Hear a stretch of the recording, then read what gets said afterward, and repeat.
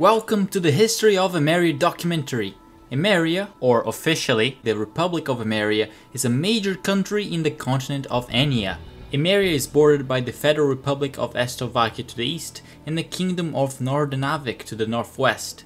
South of Emmeria is Yuktobania, located just across the Fuscum Sea, and to the north Emmeria is bordered by the Arctic Ocean.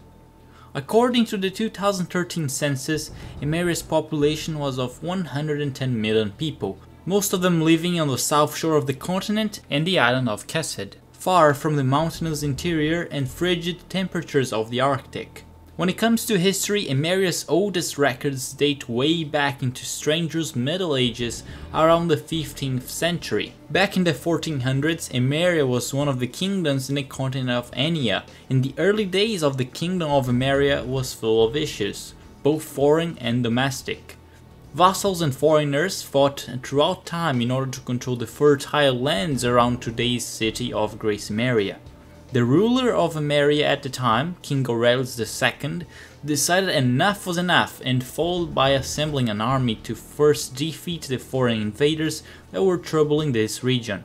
As battles went on, King Aurelius' troops gradually became more powerful and skilled as they fought against the foreigners, but it was when they built the Golden King sculpture that their fame really caught on. King Aurelius' troops became so battle-hardened and famous that enemies would just lose their will to fight upon seeing the Golden King sculpture.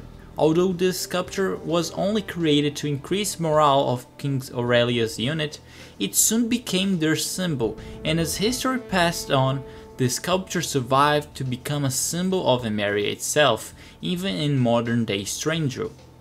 After King Aurelius' troops managed to expel the foreigners from invading Emmeria's land, the king managed to convince the vassals to stop fighting, not by threatening them, but by using the respect he had earned driving out the foreigners. Upon gaining stability in the region of Great Emmeria, Emmeria peacefully transitioned from a kingdom to a republic, becoming one of the first, if not the first, democracies in Strangereal.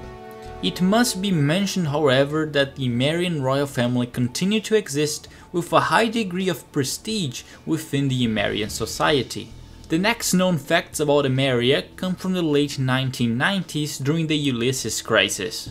In December of 1994, researchers from USIA's International Astronomical Union discovered the existence of the Ulysses 1994XF04 asteroid, which was bound to hit Strangereal.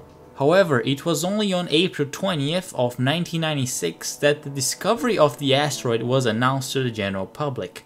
Of course, the public was shocked upon hearing the news. However, the asteroid was only expected to hit the continent of USIA. For the next 3 years, since the asteroid was supposed to hit Strangereal in 1999, thousands of people left USIA prior to the impact of the asteroid as refugees. All Strangereal nations, to a greater or less extent, accepted the USIAN refugees, with Aurad and Great Emmeria in this order becoming the two cities who received more refugees. On June of 1998, a space probe that was sent to investigate the Ulysses asteroid found out that the asteroid had a hollow interior, and as a result of this, the asteroid would shatter into various pieces when approaching Strangereal.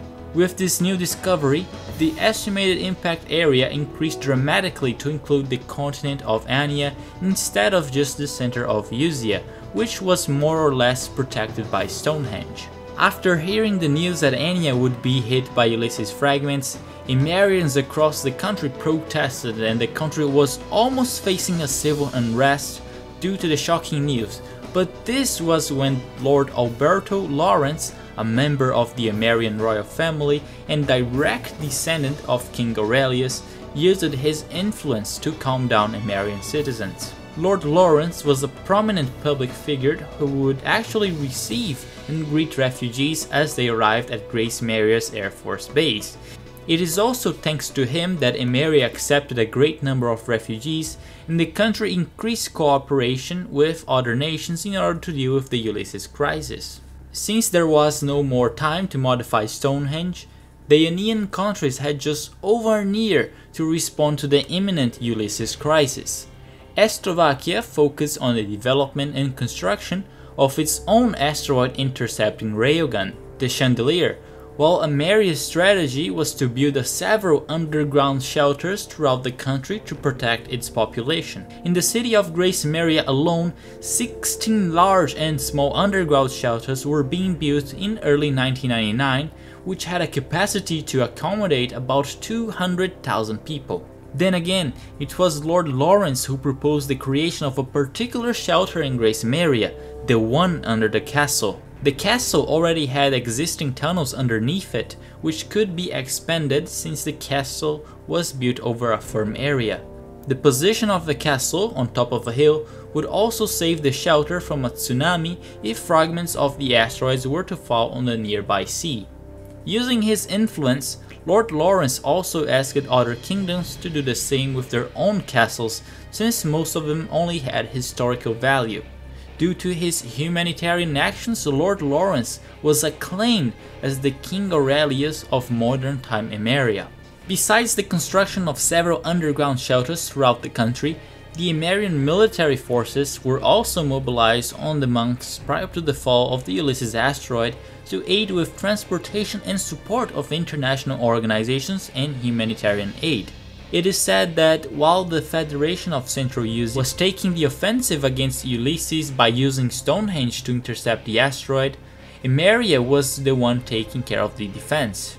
From July 8 to July 20th of 1999, the Ulysses fragments started raining down on Strangereal, but Emmeria, with its vast network of underground shelters, was barely affected. Unfortunately, the same could not be said about its eastern neighbor of Slovakia, who was unable to finish construction of its asteroid intercepting railgun and did not have shelters for its civilian population.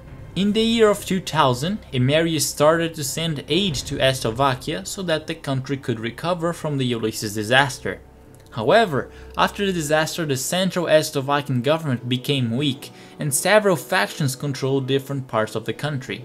With so many factions disrupting the distribution of aid, Emmeria's aid program became impossible and was soon suspended. In the year of 2004, the preparatory agency for the Republic of Anea was founded, whose goal was to merge the three Emmerian countries, Emmeria, Slovakia and Nordernavik, into one. The capital of the new republic would be the city of Mante, located in Emmeria, and this preparatory agency made it into the G7 summit being hosted by Osea aboard the Arkbird in the year of 2008. Before that though, it was in the year of 2007 that the Lees United Front, a faction in Slovakia, managed to take over western Slovakia, including its former capital. The Emmerian government, who was willing to restart its aid program, thought that with western Slovakia being controlled by only one faction, the Emmerians would be able to provide humanitarian aid and speed up the Slovakian recovery. Representatives from Emmeria and the Lees United Front, LUF for short, met and they both agreed on the applications of the Emmerian aid according to the LUF's rehabilitation project, and the aid program between Emmeria and Slovakia was restarted. As it turns out, the LUF took advantage of the Emmerian aid and began using it to suppress other factions within Slovakia. As a result of the LUF's action, the Slovakian Civil War started. Despite the Republic of Anea being represented on the Arkbird in 2008 after the war started, the project was frozen because of the civil war in Slovakia, and all three countries returned to their individual status. Despite the ongoing civil war, Emmeria kept on sending aid to the LUF, thinking it was being used for humanitarian work, while it was actually fueling the LUF's forces. The Emmerian aid program was only stopped in 2010 when the civil war really got out of hand, and because the Emmerians ceased their aid program so late, already 3 years into the civil war, other factions in Slovakia thought that the Emmerians were supporters of the LUF. In 2013, the Slovakian Civil War came to an end with victory of the Eastern faction over the LUF, and then again, Emmeria restarted its aid program.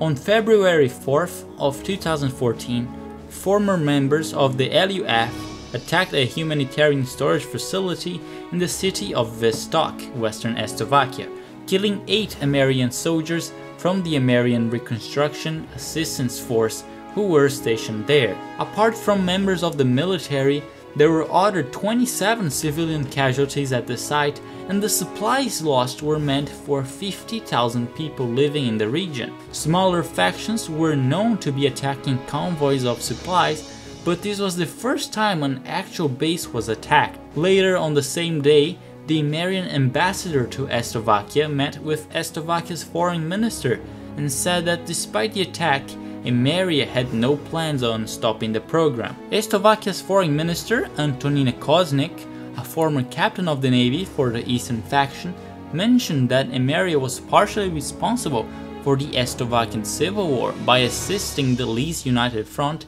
with supplies, and the Emmerian ambassador replied that it wasn't the case and that the aid handed to the LUF was only meant for an early Slovakian recovery. The Emmerian ambassador went further to say, quote, "Has she ever thought about their position of being assisted?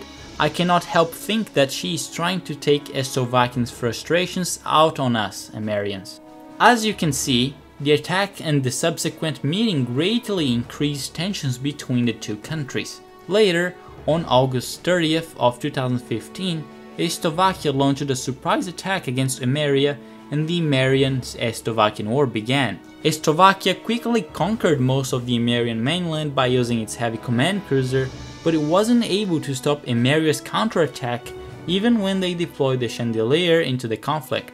After Emmeria reconquered its capital of Great Emmeria and destroyed the Slovakian railgun, the Slovakian military regime was overthrown and a ceasefire was arranged between the two nations, thus ending the conflict. And this concludes the history of the Republic of Emmeria. I would like to thank Acepedia for helping me with the research needed to create this video, and as always, stay tuned to the channel for more Ace Combat.